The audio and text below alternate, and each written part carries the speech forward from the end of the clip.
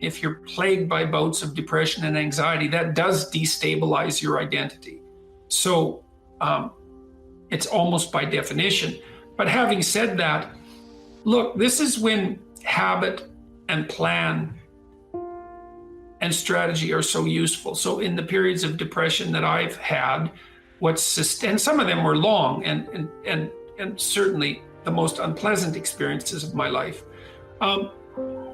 This is when you need a philosophy, let's say, that's allied with your vision and your strategy to sustain you. Because what would happen to me is that, I have a vision, and I suppose the vision is of a world that's better, that's less likely to descend into ideological catastrophe, and where people are more responsible and more awake and more educated and healthier. All of that, a vision of a better world, a world that's less hellish at least, but also a better world, and some sense of what role I might play in that.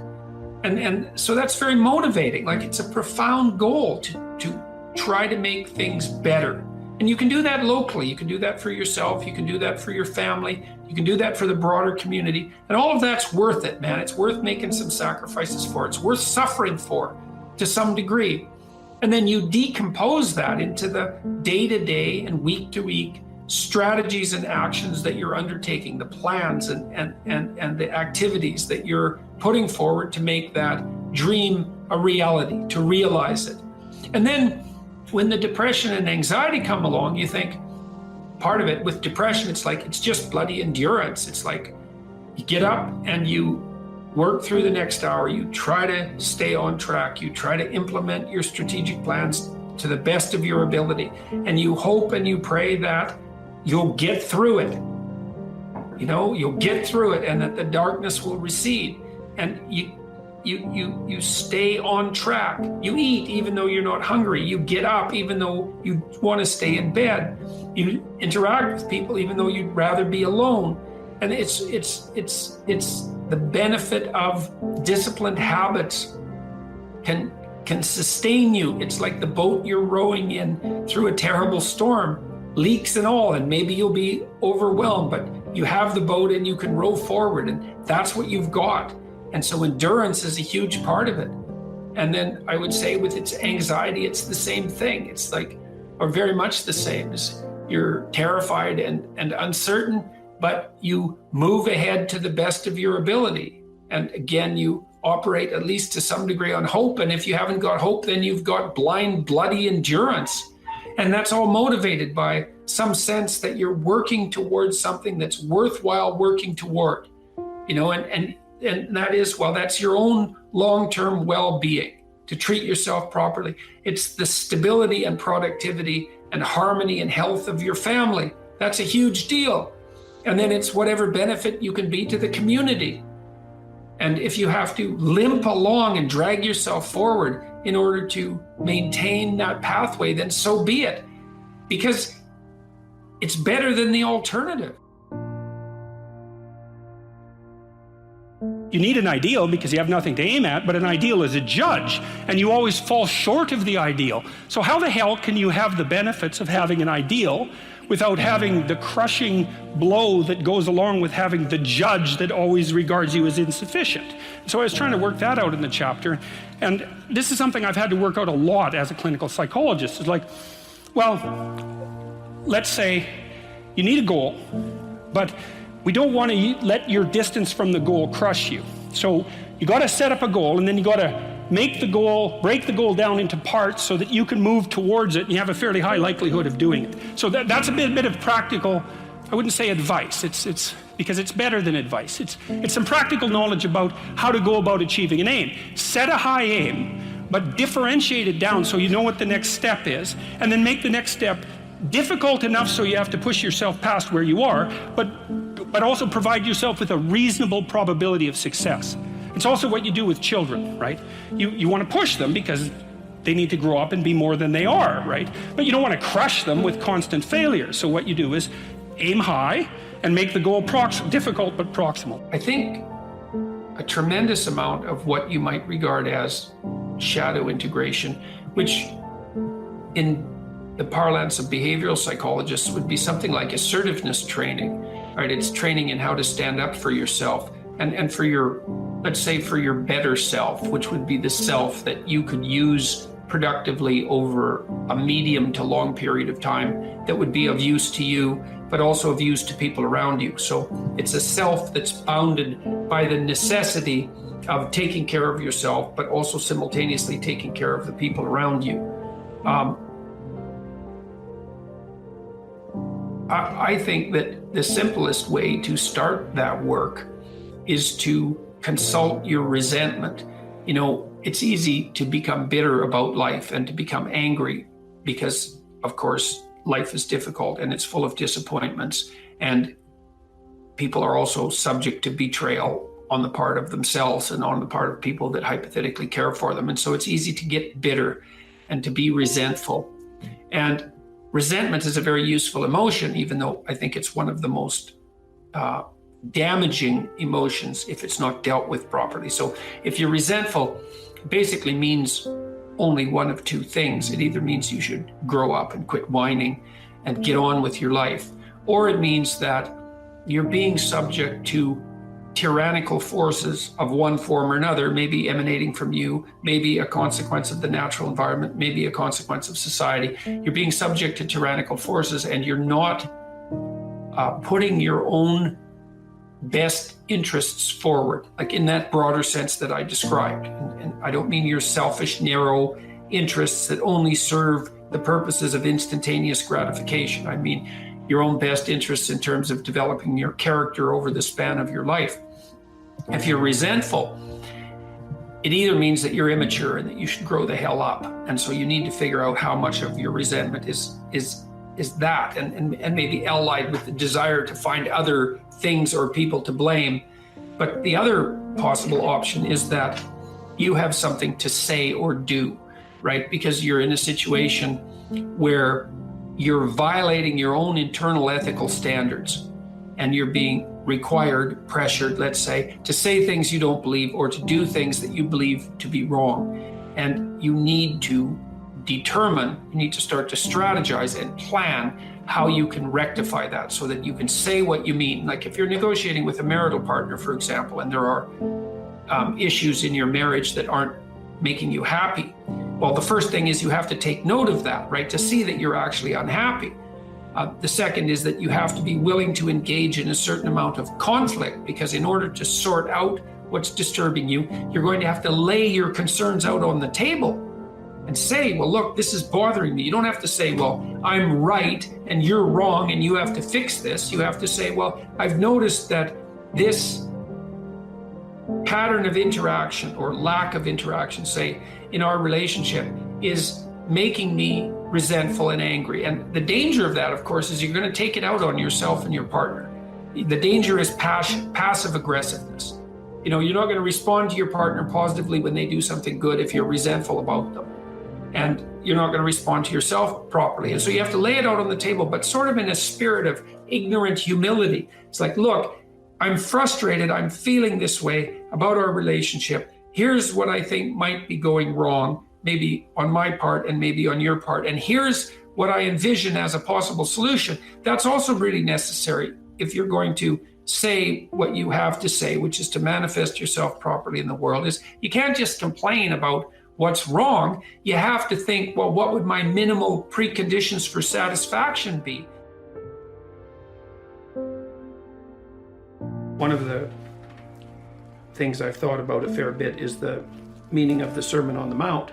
And as far as I can tell, it's basically two-part wisdom. The first is that you should aim at the highest good that you can imagine. And that would be a good that includes everyone, right? So if I wanted what was good for you, say, if I genuinely wanted it, I'd want it in a way that was good for you now and good in the long run and good for you and your family and your community and maybe good for me too. You know, you could conceive of that as the desire. And I think that's a good definition of love. is that you actually want the best possible outcome. And in the Gospels, of course, that's extended even to your enemies. Yes. Right? Is that, okay, if we're going to have things good, let's have it good enough for even the people that set themselves up against me. Because if the world was running properly, things would be good for them too. And that would be better. And it seems to me that that's a very good way of looking at things. It's a difficult way of looking at things. And then the second part of the Sermon on the Mount is something like, having established that as your aim, which is no easy thing, by the way, right? Because you have to be pretty clear-headed and single-minded to actually want that to be your aim. Then you can concentrate on the day and you can try telling the truth. And you can ally, so there's truth and love that are allied together. Truth, love, and attention, it's something like that are all allied together.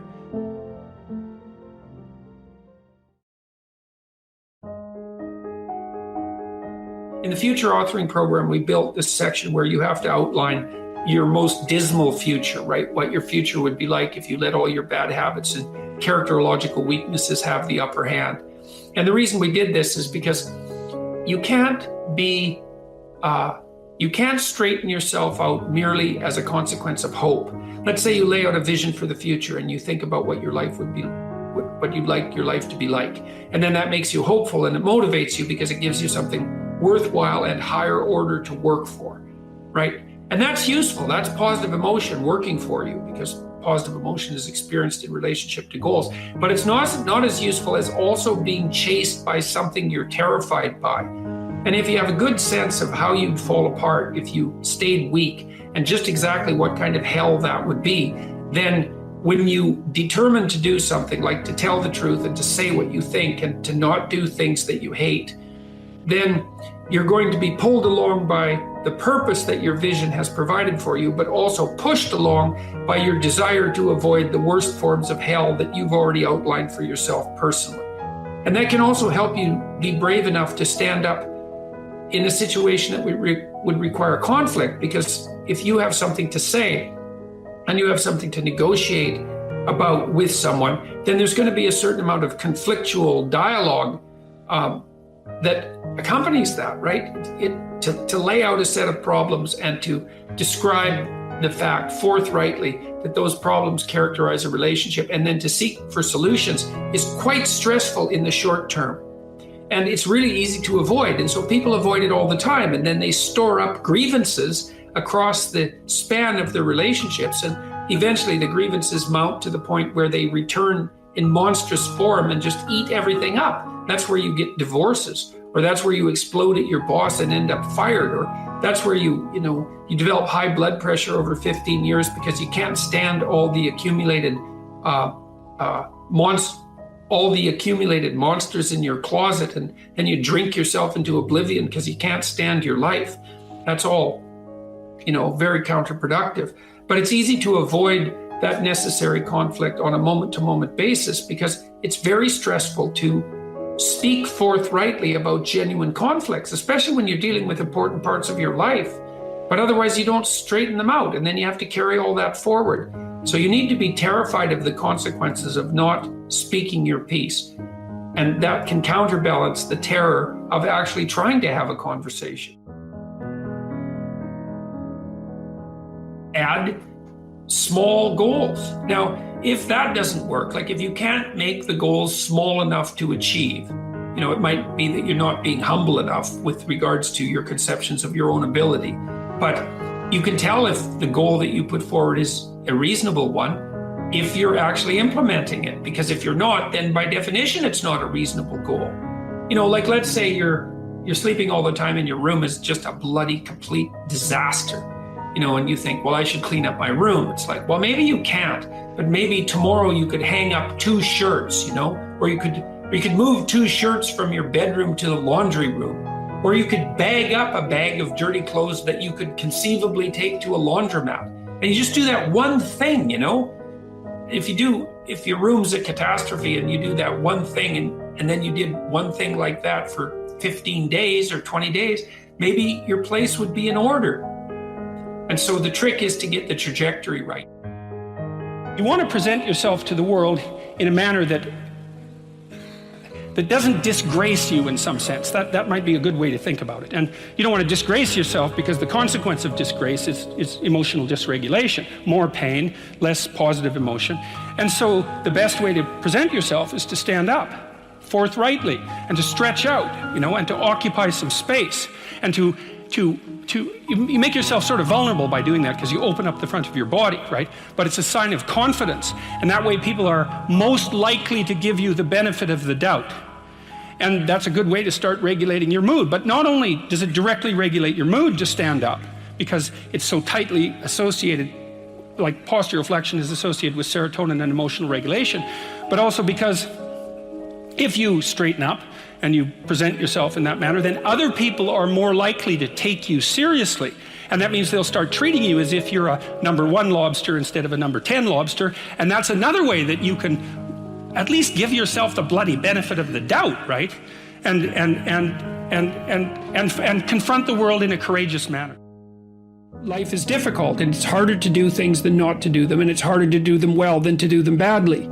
And it's easy to sit around and be hopeless. I don't mean it's emotionally easy, because it's not, but it's procedurally easy to be useless and to fall back into your old habits and to not discipline yourself. And it's a matter of continual practice, slow continual practice. And I think a good example of that is something like weightlifting. If you start a weightlifting program, which I would recommend, by the way, because it's tremendously advantageous physically and cognitively, you're not going to really see results for a number of weeks, and then the results are rather slow, but you can get pretty decent results over a 6-month period and absolutely stellar results over a couple of years. And so you have to make sure your time frame is right and not to be too hard on yourself. And I did mention the future authoring program earlier, and one of the things I would recommend too is, if you're having a hard time implementing your decisions, say your ethical decisions, that you spend a bit more time thinking them through and writing them down. And the future authoring program is really helpful for that. That's why we designed it.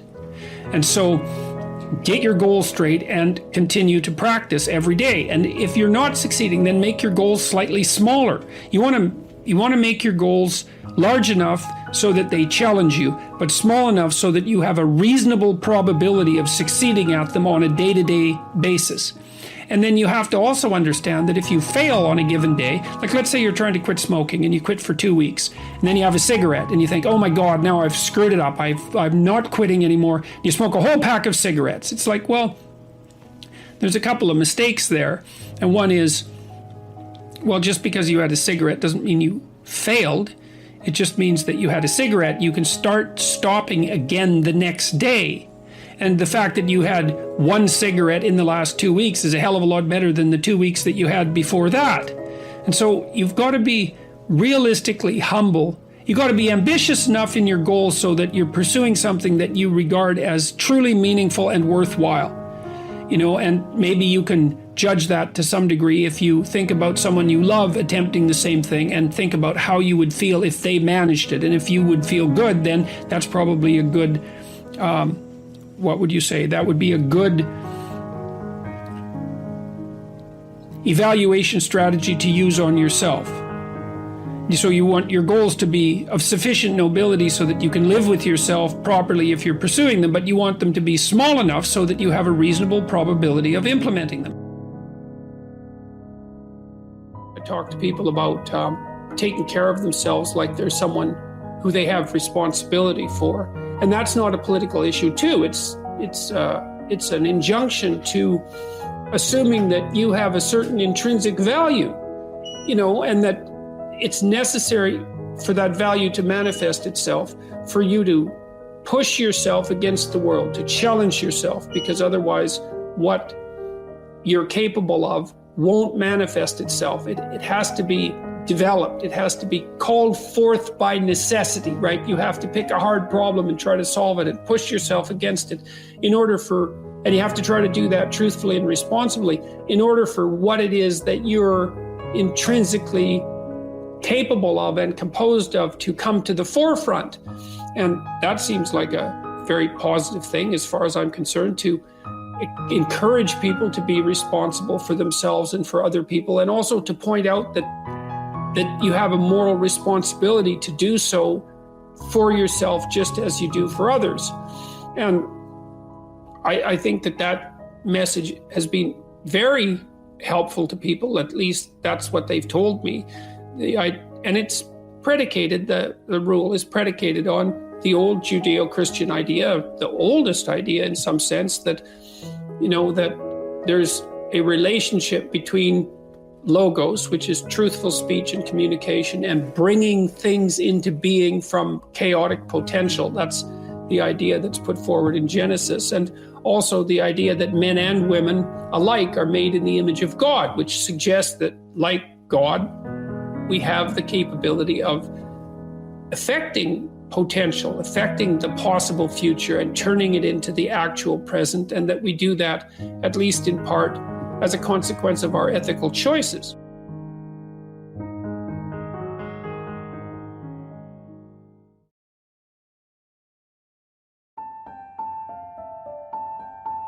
Weak people are a problem in general.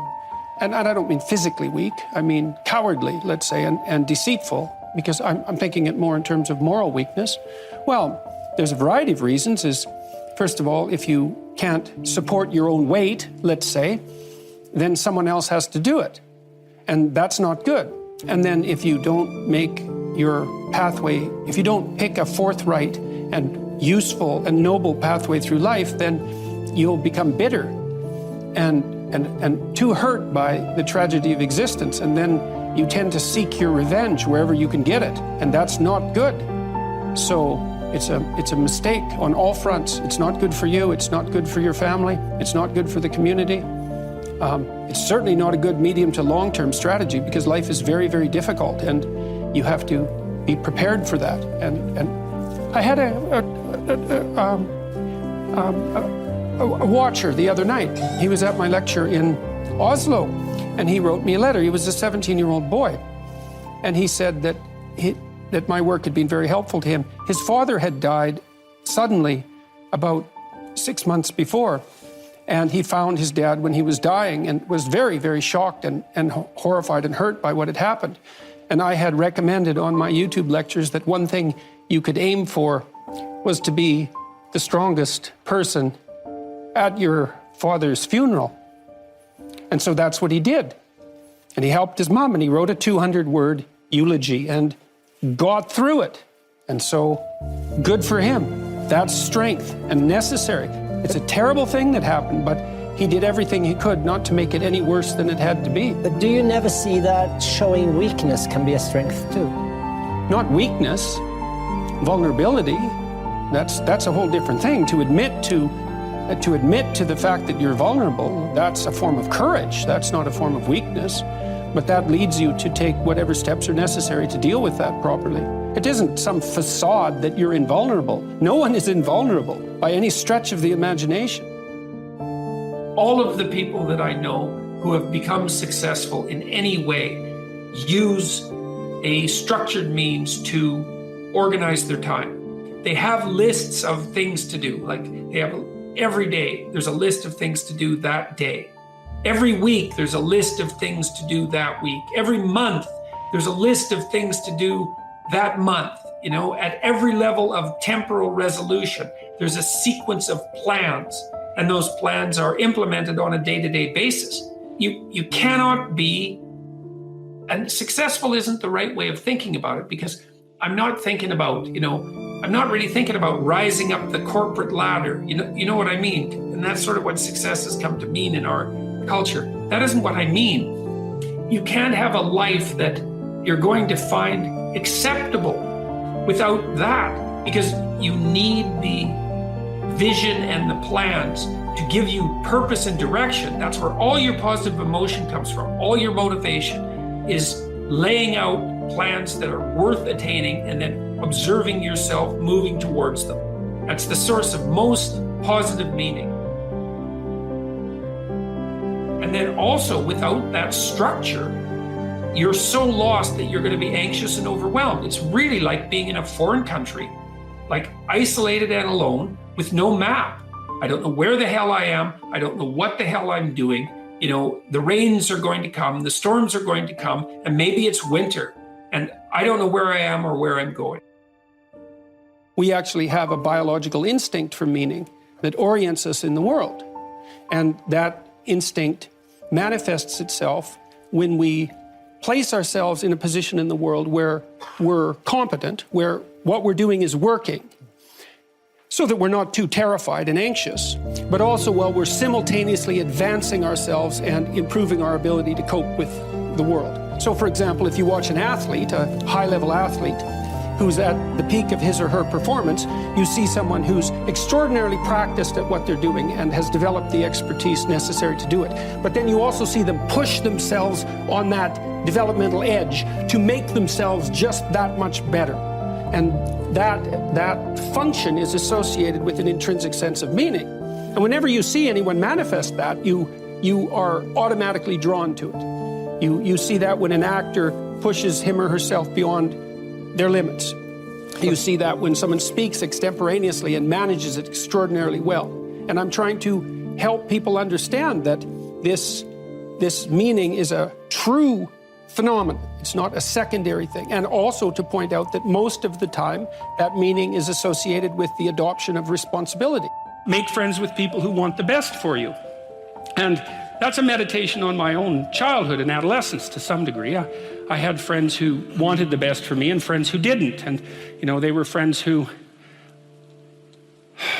some of them were aiming up and some of them were aiming down. And if you have a friend that's aiming down and you do something that's aiming up, then they're generally not that happy about it, you know. They try to top your accomplishment with one of their own, hypothetical or real, or put down what you're doing, or offer you a cigarette if you're trying to quit and you've kind of done that successfully, or a drink if you've been drinking too much and are trying to stop being an alcoholic, you know.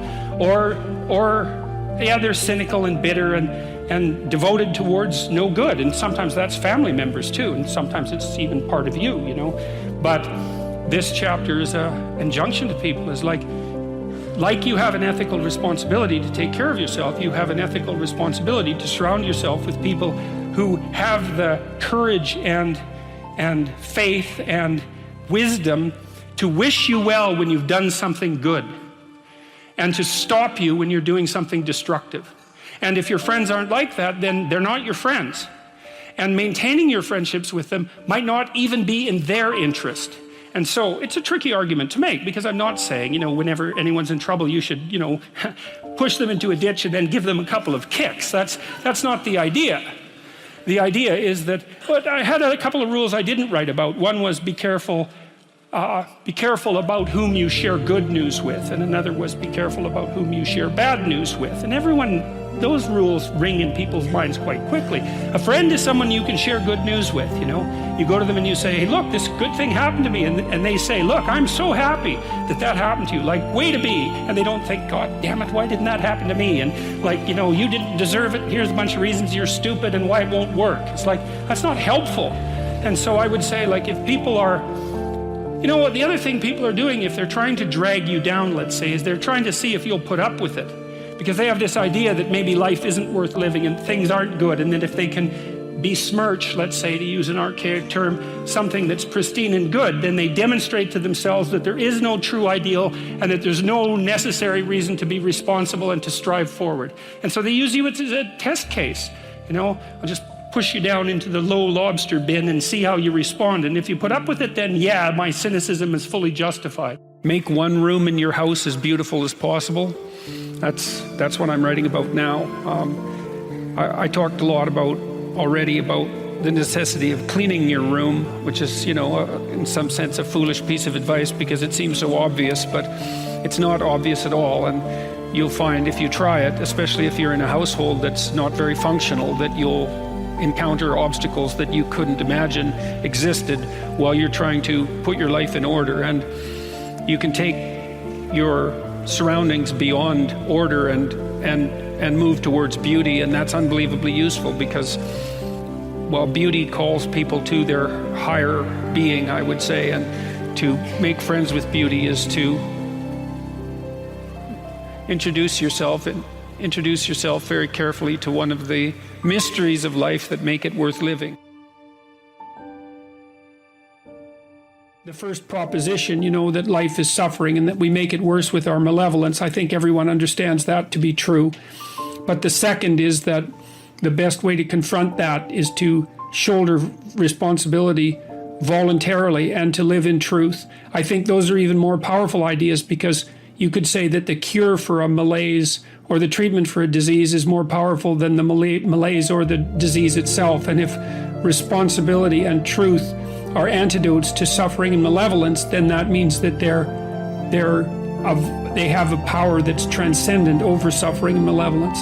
You should use a calendar to structure your days, because if you know what you're doing tomorrow, it decreases your anxiety substantially, because you need that kind of structure. You need a pathway. You need to know, you need to have a map, and you need to know where you're located on the map, and you need to know how you're moving forward. And that gives you hope, because you're moving towards goals that you regard as worthwhile. And it stops you from being anxious, because you're not entirely directionless and lost. And so learning how to manage your time is useful. And you can start with a calendar. You can start with simple things, like you can put in, well, when you're likely to go to bed and when you're likely to get up. And regulating that's useful. That should be relatively ritualistically consistent.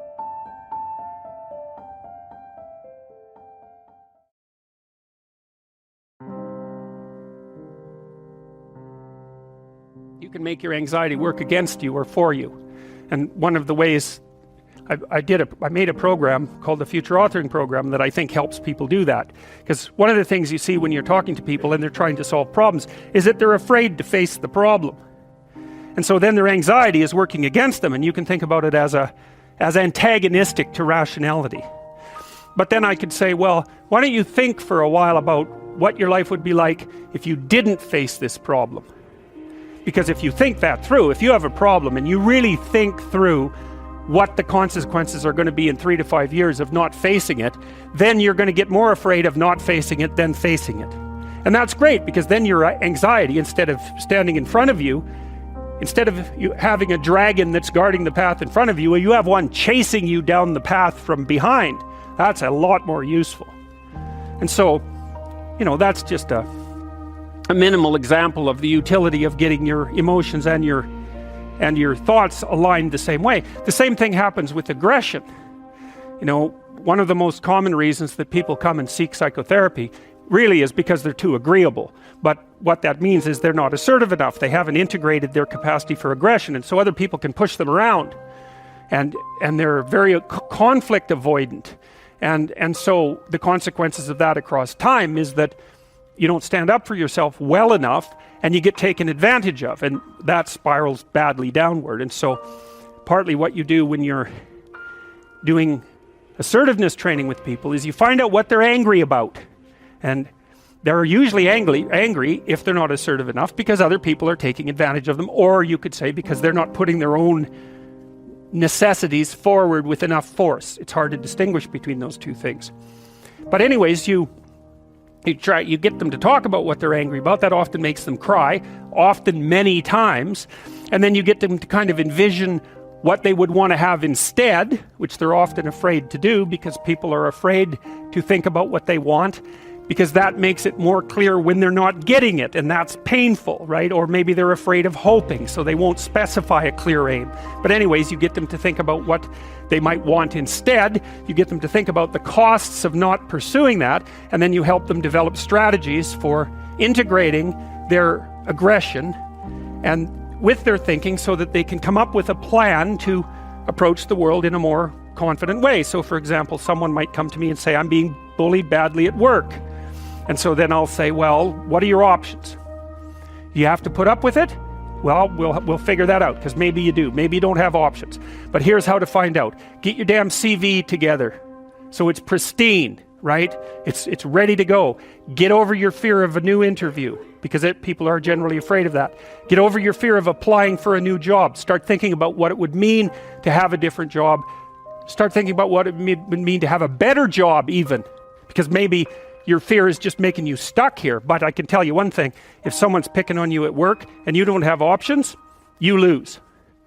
So you get the person to start building a strategy. It's like, okay, if you're going to tell this person to stop, you have to know how to make them stop. And the one thing you need for sure is an option.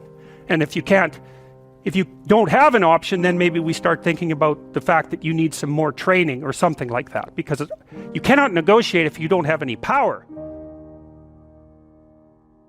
Especially if you're dealing with someone who's really out to get you or really disagreeable. If you don't have a leg to stand on, they'll just push you over, and maybe they'll jump on you too, because that's what they're like and they enjoy it anyways. So it's no joke.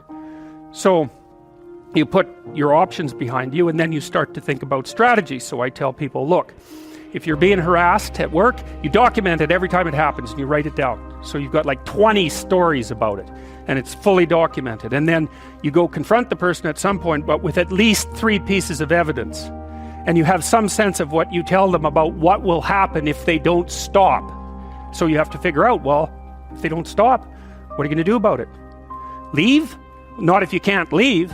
So you have to be able to, wield a big stick and speak softly. But you see, that way that's how you take your aggression, which is an absolutely necessary part of your psyche, and manifest it up into a sophisticated means of dealing with the world. You don't just suppress it. You say, well, I should be able to put up with it, or I wish I wasn't so angry, or something. It's like, forget that. That's all that'll happen is your blood pressure will stay high and you'll die of a heart attack, because anger, for example, is a very toxic emotion. And it does cause heart damage over time. It's the only emotion that we really know that's been linked to things like cardiovascular risk. And anger is toxic, because it's like you're driving a car, you're stepping on the gas and pushing on the brake at the same time, because anger tells you to run away and to attack at the same time, because you don't know what's going to happen. And so it really amps up the physiological demand on your body. And so if you including your heart and your musculature. So if you stay like that for like 10 years, you're going to age 20 years. And that's a bad plan.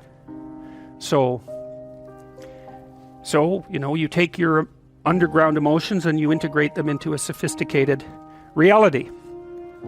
Now, Jung said, so first of all, you unite your mind, your thinking, let's say, with your emotions. So that makes one thing instead of 2 fighting things. Okay, that's a good one. And then the next conjunction he talked about was, it isn't enough to unite your mind and your emotions. And he thought about that as a male-female pairing symbolically. That's how it would manifest itself sometimes in dreams. So you take the masculine element and the feminine element, the thinking and the emotion, unite those, and that makes you more like one thing. Okay, and now all of a sudden that's represented as symbolically male, that one thing, and it unites with something else that's now represented symbolically female. That's the body. So you take the mind emotion integration and integrate that in your body. So what does that mean? You act it out instead of just thinking. So there's this philosophical idea called now I'm going to forget what it's called.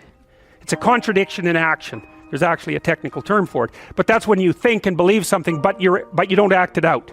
And so that means there's a dissociation in you somehow between your abstract representations and what you manifest in action. Well, that's another form of discontinuity that isn't doing you any good.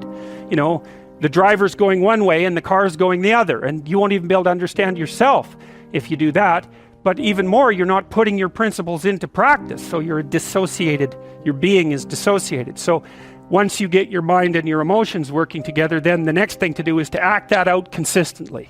So that was the second conjunction as far as Jung was concerned. And then the third one was, this is the tough one, and this is the one that's related to phenomenology. You erase the distinction between yourself and the world. Okay, that's a tough one. So imagine you're dealing with someone who's hoarding. Now, people who are hoarding are often older or neurologically damaged, or they have obsessive compulsive disorder. But then you walk into their house and there's like 10,000 things in their house. There's maybe 100 boxes, and you open up a box, and in the box there's some pens and some old passports and some checks and their collection of silver dollars and some hypodermic needles and some dust and a dead mouse and there's boxes and boxes and boxes like that in the house. It's absolute chaos in there. Absolute chaos, not order, chaos. And then you think, is that their house, or is that their being? Is that their mind? And the answer is, there's no difference. There's no difference.